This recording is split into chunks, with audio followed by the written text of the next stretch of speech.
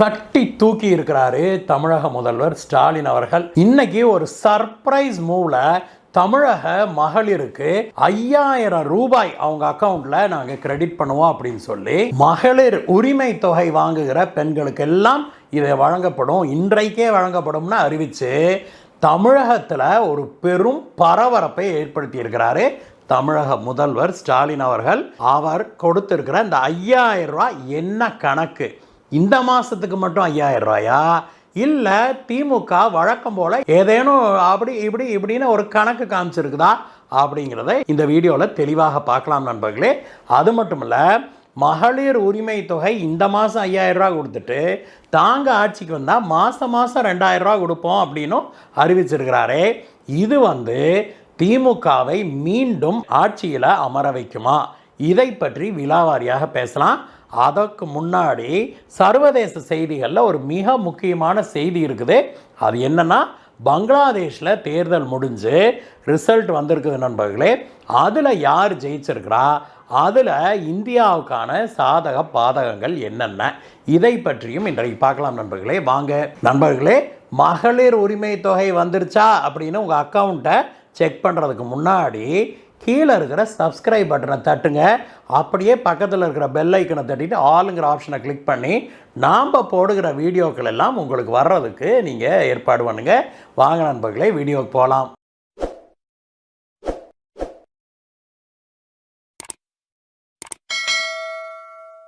சற்று முன் கிடைத்த ஆச்சரியகரமான சந்தோஷமான செய்தி நண்பர்களே. தமிழக முதல்வர் மாண்புமிகு திரு ஸ்டாலின் அவர்கள் திடீர்னு ஒரு அறிவிப்பை வெளியிட்டிருக்கிறாரு. சோஷியல் மீடியா போஸ்டில் அவர் வெளியிட்டிருக்கிற அறிவிப்பில் என்ன சொல்லியிருக்கிறார்னா, இன்றைக்குள்ளாக தமிழகத்துடைய உரிமை தொகையை பெற்று வருகிற அனைத்து பெண்களுக்கும் ஒட்டுக்கா லம்பா 5000 ரூபாய் இன்னைக்கு கிரெடிட் பண்ணப்படும். அதோட இல்லாம இந்த செய்தியில மேலும் என்ன சொல்லியிருக்கிறார் அப்படின்னா, நாங்க அதாவது திமுக மீண்டும் ஆட்சியை பிடிச்சதுன்னா மாதம் 2000 ரூபாய் நாங்கள் பெண்களுக்கு உரிமை தொகையாக வழங்குவோம் அப்படின்னு சொல்லி அவர் அறிவிச்சிருக்கிறாரு. இந்த அறிவிப்பில் இன்னொன்றும் சொல்லியிருக்கிறாரு, மொத்தமாக 1.31 கோடி மகளிருக்கு இந்த திட்டத்தின் மூலமாக 5000 ரூபாய் இன்னைக்குள்ளாக வழங்கப்படும் அப்படின்னு சொல்லியிருக்கிறாரு. இந்த அறிவிப்பு தமிழகத்தில் பெரும் பரபரப்பை ஏற்படுத்தி இருக்குது. எப்போதுமே இலவசம் அப்படின்னா ஒரு பரபரப்பு இருக்கத்தானே செய்யும். எத்தனை நாளைக்கு அப்படிங்கிறது பிறகு தெரிய வரும் நண்பர்களே. திமுக தோல்வி பயத்தில் இந்த மாதிரி ஒரு அறிவிப்பை வெளியிட்டிருக்குது.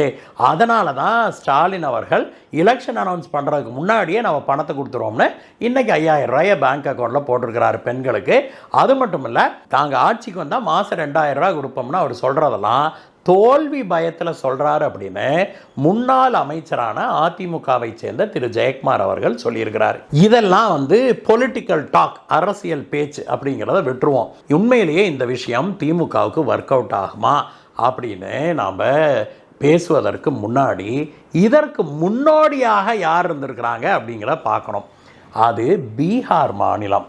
பீகாரில் நிதிஷ் இருக்கார் இல்லையா, அவர் இதே போல தான் எலெக்ஷனுக்கு முன்னாடி பண்ணார். அந்த ஊரில் பெண்களுக்கு 10,000 ரூபா கொடுக்குறேன் அப்படின்னு அறிவித்து கொடுக்கவும் செய்தார் நண்பர்களே. அதனால தான் அவர் திரும்ப மகத்தான வெற்றி பெற்று வந்தார். அப்படி என்டிஏ கூட்டணியில் இருக்கிறவங்களே பேசிக்கிறாங்க அப்படின்னா பார்த்துக்கோங்களேன். அப்பொழுதே முடிவாயிருச்சு, இனிமேல் எந்த மாநிலத்தில் எலெக்ஷன் வந்தாலும் எலெக்ஷனுக்கு 2 மாதத்துக்கு முன்னாடி ஆளும் கட்சி லம்பாக ஒரு அமௌண்ட்டை யாருக்காவது அனௌன்ஸ் பண்ண போகுது அப்படிங்கிறது தெளிவாயிருச்சு. நாமெல்லாம் எதிர்பார்த்தது அங்கே 10,000 ரூபா கொடுத்தாங்களே, அதே போல் திமுகவும் இங்கே ஒரு 10,000 ரூபா கொடுக்கும், 20,000 ரூபா கொடுக்கும் அப்படின்னு தான் நாமெல்லாம் எதிர்பார்த்துக்கிட்டு இருந்தோம். ஆனால் திமுகவோ 5000 ரூபாவோட நிறுத்திக்கிட்டாங்க அப்படிங்கிற பார்க்குறோம். இது ஒரு பக்கம் மக்களுக்கு மகிழ்ச்சியாக இருந்தாலும் இன்னொரு பக்கம் ஏமாற்றமாகவும் இருக்குதுன்னு ஒரு சிலர் கருத்து சொல்கிறாங்க. அதற்கு அவங்க சொல்லுகிற காரணம் என்னென்னா, இப்போ எல்லாம் தமிழ்நாட்டில் எலெக்ஷன் வந்தால் ஓட்டுக்கு கட்சிக்காரங்களே 5000 ரூபா 10,000 ரூபா கொடுக்குறாங்க, கவர்மெண்ட் என்ன இன்னொன்று சேர்த்து கொடுக்கக்கூடாதா அப்படிங்கிற பேச்செல்லாம் அடிபடுது. அதையெல்லாம் விட்டுருவோம் நண்பர்களே. பாரதிய ஜனதா கட்சி கூட்டணி பீகாரில் பணம் கொடுத்து 10,000 ரூபா கொடுத்ததுனால ஜெயிச்சுது அப்படிங்கிறதுனால அதை அப்படியே தமிழகத்துக்கு காப்பி அடிச்சிருக்கிறாரு நம்முடைய மாண்புமிகு முதல்வர் திரு ஸ்டாலின் அவர்கள் அப்படின்னு எதிர்கட்சிகள் எல்லாம் இப்போ சொல்ல ஆரம்பிச்சிருக்கிறாங்க. எதிர்கட்சிகள்லாம் சொல்கிறதுல தவறேதும் இல்லை அப்படிங்கிறதான் உண்மை. ஆனால் இது வந்து எந்த அளவுக்கு திமுகவுக்கு கை கொடுக்கும் அப்படிங்கிறது ஒரு மிகப்பெரிய கேள்விக்குறியாக தான் இருக்குது. ஒரு பக்கம் பார்த்தோம் அப்படின்னா திமுகவுடைய மிகப்பெரிய ஓட் பேஸே வந்து இந்த பெண்கள் தான் அப்படிங்கிறத நம்ம மறுக்க முடியாது. ஒரு பக்கம் மாதம் பெண்களுக்கு 1000 ரூபா கொடுத்துருக்குறாங்க, மாணவர்களுக்கு கொடுத்துருக்குறாங்க. பீகாரில் இது வேலை செஞ்சது. பீகாரில் நிதிஷுக்கு மீண்டும் இது வந்து ஒரு மிகப்பெரிய வெற்றியை தேடி கொடுத்தது. அப்படிங்கிறதுனால தமிழகத்திலையும் அதே போல் ஒரு வெற்றியை கொடுக்கும் அப்படின்னு திமுக ஒரு கணக்கு போட்டிருக்குது. இந்த விஷயம் வந்து கண்டிப்பாக எதிர்கட்சிகளுக்கெல்லாம் ஒரு கிளியை கொடுத்துருக்குது அப்படிங்கிறதுல எந்த மாற்று கருத்தும் இருக்க முடியாது. ஏன்னா ஆளுங்கட்சி இன்னைக்கு 5000 ரூபா கொடுக்கறதுக்கு ஈடாக ஆளுங்கட்சிக்காரங்க ஓட்டுக்கெல்லாம் என்ன கொடுப்பாங்க அப்படிங்கிறதுக்கெல்லாம் ஈடாகலாம் யாருமே எதிர்கட்சியில் இருக்கிறவங்க கொடுக்க முடியாது அப்படிங்கிறது உண்மைதான், எல்லாத்துக்கும் தெரியும். இதையெல்லாம் மீறி தமிழக மக்கள் என்ன நினைக்கிறாங்க அப்படிங்கிறது நாட்கள் ஓட தான் தெரியும் நண்பர்களே. ஆனால் மொத்தத்தில் இன்றைக்கு தமிழக மக்களுக்கு, தமிழக பெண்களுக்கு, குறிப்பாக இந்த மகளிர் உரிமை தொகை வாங்குகிற பெண்களுக்கு ஒரு சந்தோஷமான நாள். ஒரு பக்கம் தமிழக பெண்களுக்கு இப்படி ஒரு சந்தோஷம் கிடைச்சிருக்குதுன்னா, இன்னொரு பக்கம் பங்களாதேஷில் ஒரு வழியாக எலெக்ஷன் முடிஞ்சு அங்கே ரிசல்ட் வந்திருக்குது நண்பர்களே. அங்கே கலிதா ஜியா இறந்தாங்க இல்லையா சமீபத்தில், பிஎன்பி பார்ட்டியுடைய பரிசான் நேஷனல் பார்ட்டி இருக்கு இல்லையா, அந்த பார்ட்டியுடைய தலைவி கலிதா ஜியா அவங்க இறந்தாங்க இல்லையா, அவருடைய மகனுடைய தலைமையில் பிஎன்பி கட்சி இப்பொழுது அங்கே லேண்ட்ஸ்லைடு விக்டரியை பெற்றிருக்குது நண்பர்களே. கிட்டத்தட்ட 200 சீட்டுகளுக்கு மேலே ஜெயிச்சிருக்குது. 2/3 மெஜாரிட்டிக்கு மேலே இந்த கட்சிக்கு கிடைச்சிருக்குது அப்படின்னு இந்தியா நமக்கு கிடைக்கிற செய்திகள் சொல்லுது. இதில் வந்து மிக முக்கியமாக நம்ம நோட் பண்ண வேண்டியது என்னென்னா, ஷேக் ஹசீனாவுடைய கட்சியை தடை பண்ணிட்டாங்க. எலெக்ஷன்லேயே ஷேக் ஹசீனா கட்சி நிற்க முடியலை, அந்த சிம்பலை கூட அவங்க யூஸ் பண்ணக்கூடாது அப்படின்னு அந்த நாட்டை இதுவரைக்கும் பிடிச்சிருந்த 7.5 யூனிட்ஸு ஒரு தீர்மானம் போட்டு முடிச்சு கட்டினார் இல்லையா. அதனால அவாமி லீக் நிற்கலை, ஷேக் ஹசீனா கட்சி நிற்கலை, ஜெயிக்க முடியலை. இரண்டாவதாக யூனிஸ் போட்ட கணக்கு முற்றிலும் தவறாயிருச்சு அப்படிங்கிற பார்க்குறோம். யூனுஸ் என்ன நினச்சாரு, இந்த சுல்லானுகளெல்லாம் வச்சு தான் ஆட்சிக்கு பிடிச்சது இல்லையா, கேட்டால் மாணவர் அணி அப்படிங்கிற பேரில் அந்த மாணவர் அணியை கிளப்பி விட்டு அவனுங்கெல்லாம் கட்சி ஆரம்பித்து, அதுக 2 கட்சி ஆரம்பித்து அதுகெல்லாம் எலெக்ஷனில் வேற நின்றுதுங்க. அந்த சுல்லானுகளுடைய கட்சியெல்லாம் அப்படியே மண்ணை கவிர்ச்சு அப்படிங்கிறத பார்க்குறோம். இந்த சுல்லானுக கட்சி தான் தீவிரமாக இந்தியாவுக்கு எதிராக செயல்பட்டு வந்தது. இந்தியாவுக்கு எதிராக எடுத்த எல்லா நடவடிக்கைகளுக்கும் யூனுஸும் இந்த சுல்லானுகளும் தான் காரணம் அப்படிங்கிறத நம்ம பார்க்குறோம். அவனுக்கு தலையில் மண்ணை வாரி போட்டதோடு இல்லை, அவனுங்களை குழி தோண்டி புதைச்சிருச்சு பங்களாதேஷ் அப்படிங்கிறத பார்க்குறோம். மூன்றாவதாக ஜமாத் அப்படிங்கிற ஒரு கட்சி இருக்குது. ஜமாத்தி இஸ்லாமி அப்படிங்கிற ஒரு அடிப்படைவாத இஸ்லாமிய கட்சி. ஷேக் ஹசீனா அந்த கட்சியை தடை பண்ணி ஜெயிலில் போட்டிருந்தாங்க. அந்த கட்சியை சேர்ந்தவர்களை இந்த யூனுஸ் ஆட்சியை பிடிச்சோன்னே ஜெயிலேருந்து விட்டதோடு இல்லை, அந்த கட்சியை அங்கீகரித்து அவனுங்க எலெக்ஷன்லையும் நின்னானுங்க. அவனுங்க நாங்கள் தான் ஜெயிக்க போகிறோம்னு யூனுஸுக்கு கண்டிஷனாக போட்டுக்கிட்டு தெரிஞ்சானுங்க. அந்த அடிப்படைவாத இஸ்லாமிய ஜமாத் கட்சி மண்ணை கவி இருக்குது அப்படிங்கிற பார்க்குறோம். மொத்தத்தில் அந்த நாட்டு மக்கள் எலெக்ஷனில் ஓட்டு போட்ட அந்த நாட்டு மக்கள் யாரை சூஸ் பண்ணியிருக்கிறாங்கன்னா கலிதா ஜியா தான், ஒரு பழைய அரசியல் கட்சியை சேர்ந்தவரை தான் செலக்ட் பண்ணியிருக்கிறாங்க. எலெக்ஷனில் ஓட்டு போட்ட மக்கள்னு ஏன் அழுத்தி சொன்னேன்னா, அங்கே வந்து ஓட்டிங் பர்சன்டேஜே 47% தான் விழுந்துருக்குது. பாதிக்கும் மேற்பட்ட மக்கள் ஓட்டு போடவே போகலை, ஓட்டு போடவே விரும்பலை அப்படின்னா பார்த்துக்கோங்களேன். அந்த அளவுக்கு ஒரு மோசமான நிலையில தான் இன்னைக்கு பங்களாதேஷ் இருக்குது அப்படிங்கிறது தான் உண்மை. சரி, இது வந்து இந்தியாவுடனான உறவுக்கு என்ன மாதிரியான இஃபெக்டை கொடுக்க போகுது அப்படின்னு பார்ப்போம். கலிதா ஜியாவும் ஷேக் ஹசீனாவும் நம்ம ஊரில் ஏடிஎம்கே டிஎம்கே போல், இதுக்கு அது ஒத்துக்காது, அதுக்கு இது ஒத்துக்காது. இவங்க வந்தால் அவங்கள முடிச்சு கட்டணும், அவங்க வந்தால் இவங்கள முடிச்சு கட்டணும். கலிதா ஜியா வந்தால் ஷேக் ஹசீனா பிடிச்சி ஜெயிலில் போடுறதுக்கு பார்ப்பாங்க. ஷேக் ஹசீனா வந்ததுன்னா கலிதா ஜியாவை ஜெயிலே போட பார்ப்பாங்க, அவங்க கட்சியை முடக்க பார்ப்பாங்க.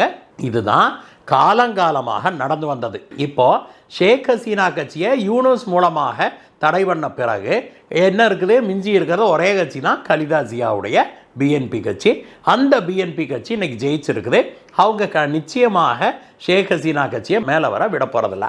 இதில் காலங்காலமாகவே என்ன நடந்ததுன்னா, இந்த ஷேக் ஹசீனா கட்சி இருக்குது இல்லையா, இந்த ஷேக் ஹசீனா கட்சி தான் வந்து முஜிபுர் ரஹ்மானுடைய கட்சி. அதாவது பங்களாதேஷுடைய சுதந்திரத்துக்கு போராடின கட்சி இந்த ஷேக் ஹசீனாவுடைய கட்சி. பங்களாதேஷ் சுதந்திரத்துக்கு யார் சப்போர்ட் பண்ணால் முழுக்க முழுக்க இந்தியா தான் பங்களாதேஷ் சுதந்திரம் வாங்கினதுக்கே காரணம். அதனால் ஷேக் ஹசீனாவோட கட்சி எப்போதுமே ப்ரோ இந்தியாவாக, இந்தியாவுக்கு ஆதரவான ஒரு கட்சியாக இருந்திருக்குது. இந்தியாவும் ஷேக் ஹசீனா கட்சியை ஆதரிச்சிருக்குது. அதே சமயத்தில் இந்த கலிதா ஜியா கட்சி யாருன்னா, அந்த பங்களாதேஷுக்கு ஃப்ரீடம் வாங்கிறதுக்கு போராடினாங்கல்ல, அப்போது பாகிஸ்தான் கூட கைகோர்த்துக்கிட்டு எங்களுக்கு ஃப்ரீடம் வேண்டான்னு அங்கே ஷேக் ஹசீனாவுடைய அப்பா இருக்கார் இல்லையா, முஜிபுர் ரஹ்மான், அவருக்கு எதிராக பணியாற்றின கட்சி தான் இந்த கலிதா ஜியாவுடைய தந்தையாருடைய கட்சி. அந்த கலிதா ஜியா எப்போதுமே இந்தியாவுக்கு எதிரான மனப்பான்மையை கொண்டவர்கள் தான்.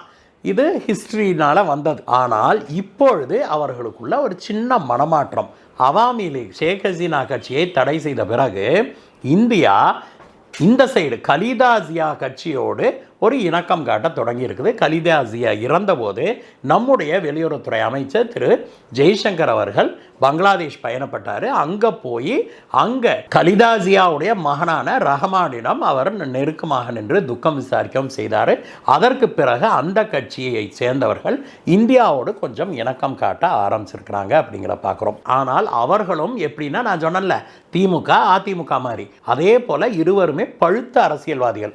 அதனால் கலிதா ஜியா கட்சியை சேர்ந்தவர்களுக்கும் ரஹமானுக்கும் நல்லா தெரியும், இந்தியாவை பகைச்சிக்கிட்டு இந்த பிராந்தியத்தில் பெரிய அளவில் பங்களாதேஷ் முன்னேற முடியாது அப்படிங்கிறது. யூனுஸ் ஒரு 7.5, அது ஒரு அறவேக்காடு, நோபல் பிரைஸ் வாங்கின அறவேக்காடு, அதுக்கு அவ்வளோதான் தெரியும். அமெரிக்காவுடைய ஜால்ரா, அமெரிக்காவில் செட்டிலான ஒரு அடிமை யூனுஸு. அதனால் யூனுஸ் இதையெல்லாம் செஞ்சா அப்படி. ஆனால் இனி ரஹ்மான் வந்தால் அந்த அளவுக்கு மோசமாக இருக்காது. இந்தியாவோடான உறவு கொஞ்சம் மேம்படும் அப்படின்னு நம்ம எதிர்பார்க்குறோம். எது எப்படி இருந்தாலும் நண்பர்களே, இன்றைக்கு தமிழக மகளிர் அட்லீஸ்ட் உரிமை தொகை கிடைக்கிற மகளிர் எல்லாம் கொண்டாட்டமாக கொண்டாட போகிறாங்க. நாமளும் அந்த கொண்டாட்டத்தில் கலந்துக்குவோம். இந்த வீடியோவை பற்றிய உங்களுடைய கருத்துக்களை சொல்லுங்கள் நண்பர்களே. மீண்டும் உங்களை வேற வீடியோ சந்திக்கிறேன். Guys, bye bye.